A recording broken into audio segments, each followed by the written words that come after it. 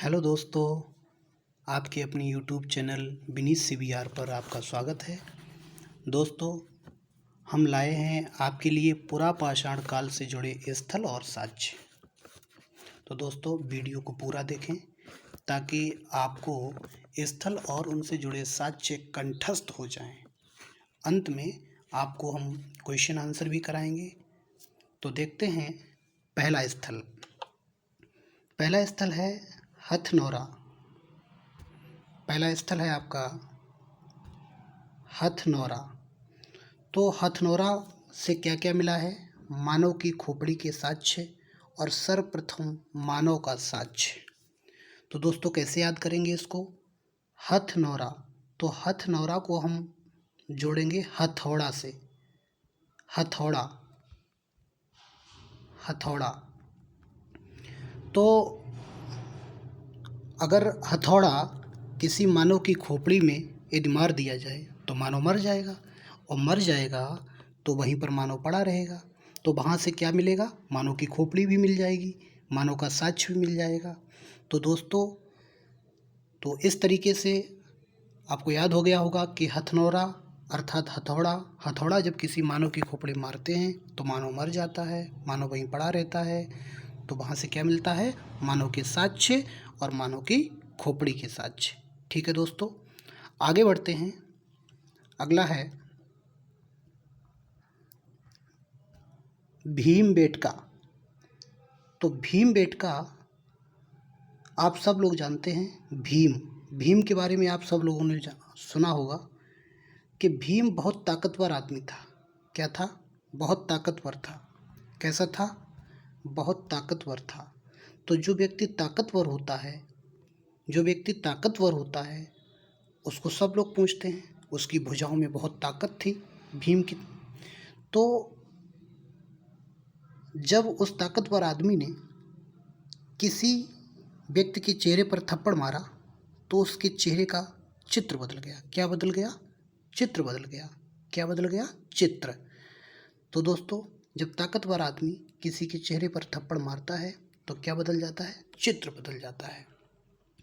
और जो ताकतवर आदमी होता है उसका ख्याल सब लोग रखते हैं। तो यूनेस्को ने भी उसका ख्याल रखा और भीमबेटका को यूनेस्को की विश्व विरासत सूची में रखा गया है। ठीक है दोस्तों, आशा करते हैं समझ में आ गया होगा, याद हो गया होगा। आगे बढ़ते हैं। अगला है बेलन नदी घाटी। तो दोस्तों, कैसे याद करोगे? यहाँ से क्या मिला? मातृ देवी की प्रतिमा जो हड्डी की बनी थी और संप्रीति संग्रहालय कौशाम्बी में ये संरक्षित है।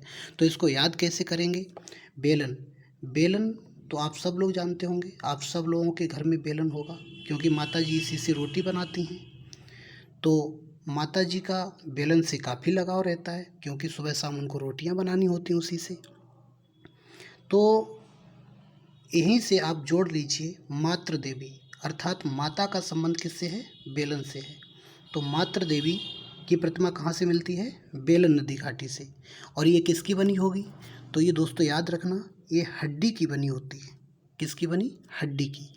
कभी कभी क्वेश्चन आ जाता है आपको कंफ्यूज करने के लिए कि ये कांसे की बनी थी या पत्थर की बनी थी या अन्य किसी धातु की बनी थी।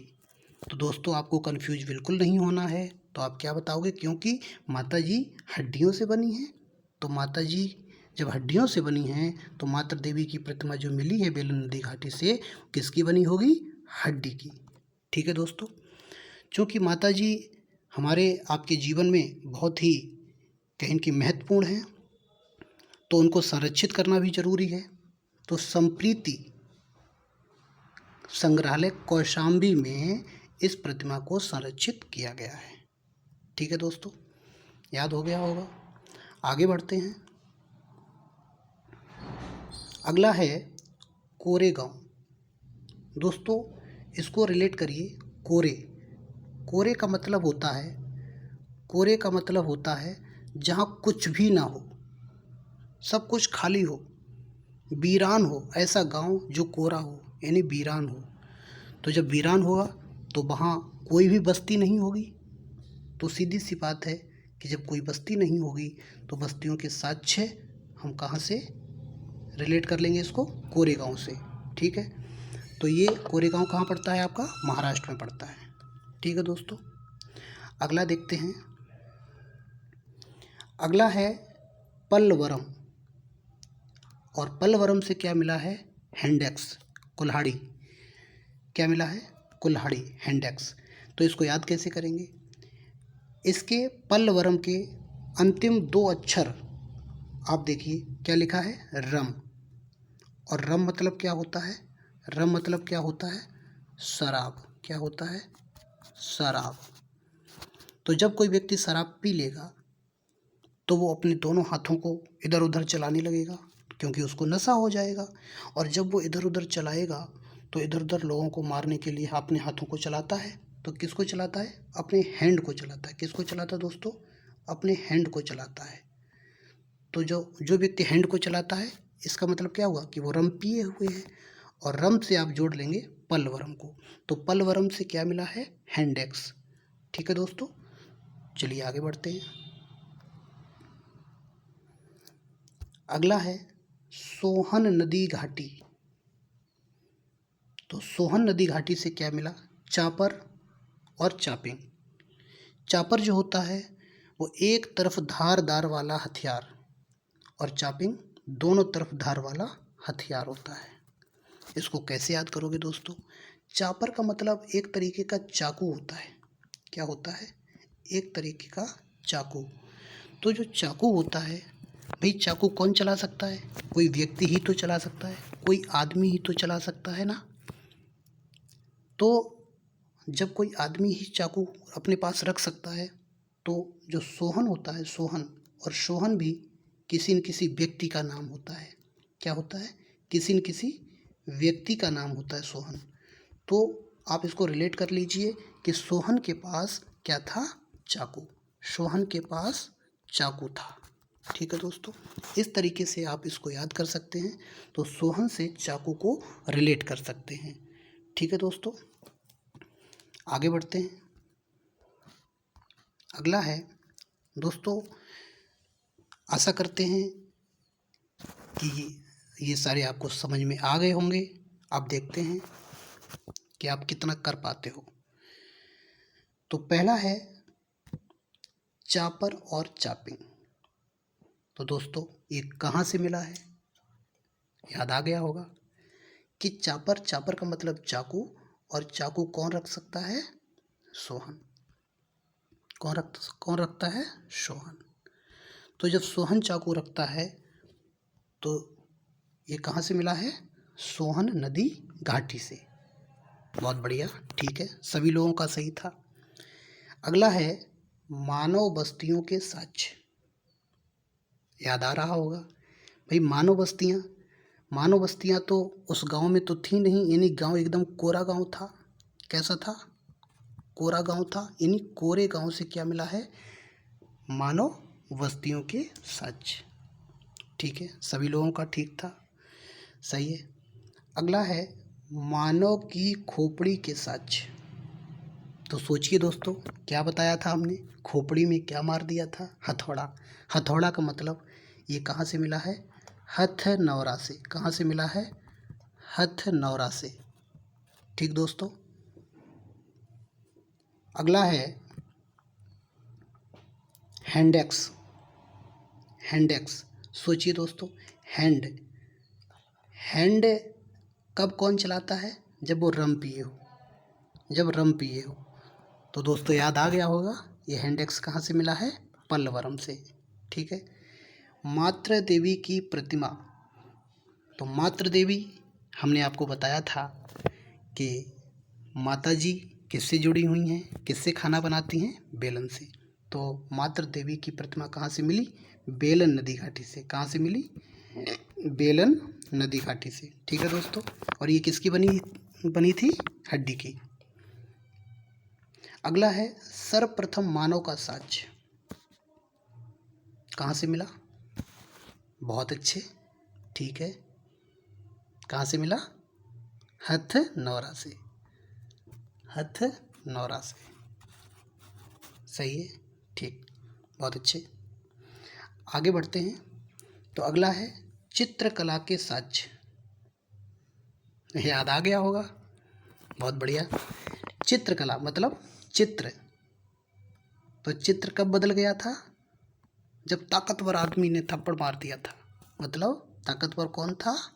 भीम। तो ये कहाँ से मिला? भीम बेटका से।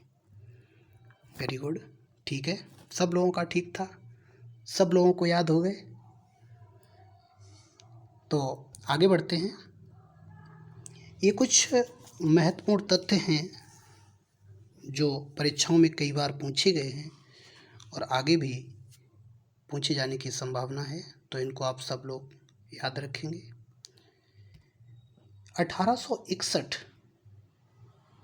में अलेक्जेंडर कनिंघम, इनको पुरातत्व सर्वेक्षक बनाया गया था। क्या बनाया गया था? पुरातत्व सर्वेक्षक। कि तुम पुरातत्व मतलब जहाँ पर भी पुरानी जो वस्तुएं हैं, ज़मीन में जो भी दबी हुई हैं, उनकी आप खोज करिए, उनको निकालिए। 1871 में एक विभाग बनाया गया, पुरातत्व सर्वेक्षण विभाग। इसके बाद 1901 में जो लॉर्ड कर्जन था वायसराय, उसने पुरातत्व सर्वेक्षण विभाग में जॉन मार्शल को क्या बनाया? महानिदेशक। क्या बनाया? महानिदेशक बनाया। ठीक है दोस्तों, तो इसको विशेष तौर से याद रखना, ये कई बार पूछा गया है। तो दोस्तों आशा करते हैं आपको सारी चीज़ें समझ में आ गई होंगी। अब देखते हैं, कुछ क्वेश्चन करते हैं जिससे आपको भी विश्वास बढ़ेगा। और ये सारे क्वेश्चन जो भी मैंने आपको बताए हैं कई बार पूछे गए हैं। तो देखते हैं, कुछ क्वेश्चन करते हैं। पहला क्वेश्चन है, निम्न में से कौन सा स्थल प्रागैतिहासिक चित्रकला के लिए प्रसिद्ध है? तो पहला ऑप्शन है अजंता, दूसरा बाघ, तीसरा भीमबेटका, चौथा अमरावती। तो कौन सा हो जाएगा दोस्तों? चित्र। भाई चित्र किसका बदल गया था? चेहरे का। और किसने बदल दिया था? जो ताकतवर आदमी था। और ताकतवर कौन था? भीम। तो क्या हो जाएगा दोस्तों? आपका बी ऑप्शन एकदम राइट हो जाएगा। ठीक है दोस्तों, आगे बढ़ते हैं। अगला है, भारत में मानव का सर्वप्रथम साक्ष्य कहाँ पर मिला? तो दोस्तों याद आ गया होगा, कहाँ पर मिला था? हथनौरा में। कहाँ पर मिला था? हथनौरा में। लेकिन यहाँ हथनौरा ऑप्शन में नहीं है। हथनौरा दोस्तों नर्मदा नदी घाटी में स्थित है। कहाँ है? नर्मदा नदी घाटी में। तो ये ध्यान रखना। ठीक है दोस्तों, आगे बढ़ते हैं। भीमबेटका किसके लिए प्रसिद्ध है? तो भीमबेटका किसके लिए प्रसिद्ध है? भीम से याद आ गया होगा चित्र याद आ गया होगा। तो आपका ऑप्शन क्या हो जाएगा? ए ऑप्शन सही हो जाएगा। अगला है, प्रथम मानव जीवाश्म भारत की किस नदी घाटी से प्राप्त हुआ? प्रथम मानव जीवाश्म। तो सोचो कहाँ से मिला होगा? हथनौरा से। और हथनौरा कहाँ है दोस्तों? नर्मदा नदी घाटी में। कहाँ है? नर्मदा नदी घाटी में। ठीक है दोस्तों, आगे बढ़ते हैं। भारत में किस शिलाश्रय से सर्वाधिक चित्र प्राप्त हुए हैं? तो फिर से चित्र की बात आ गई है। तो आपको आ गया होगा भीमबेटका से। बहुत अच्छे, ठीक है। अगला क्वेश्चन है कि भारतीय पुरातत्व का जनक किसे कहा जाता है? तो हमने आपको बताया था कि सर्वप्रथम जो 1861 में किसको नियुक्त किया गया था? अलेक्जेंडर कनिंघम को। किसको नियुक्त किया गया था? अलेक्जेंडर कनिंघम को। ठीक है दोस्तों, तो आशा करते हैं वीडियो आप सब लोगों को अच्छा लगा होगा। आप सब लोगों को सारी चीज़ें याद हो गई होंगी और अगर कहीं पर कोई चीज़ नहीं समझ में आई है तो एक बार पुनः वीडियो को देख सकते हैं। दोस्तों, वीडियो अच्छा लगा हो तो लाइक, सब्सक्राइब और दोस्तों में शेयर करें। बेल आइकन को प्रेस कर लें ताकि आगे आने वाली वीडियो का नोटिफिकेशन आपको मिलता रहे।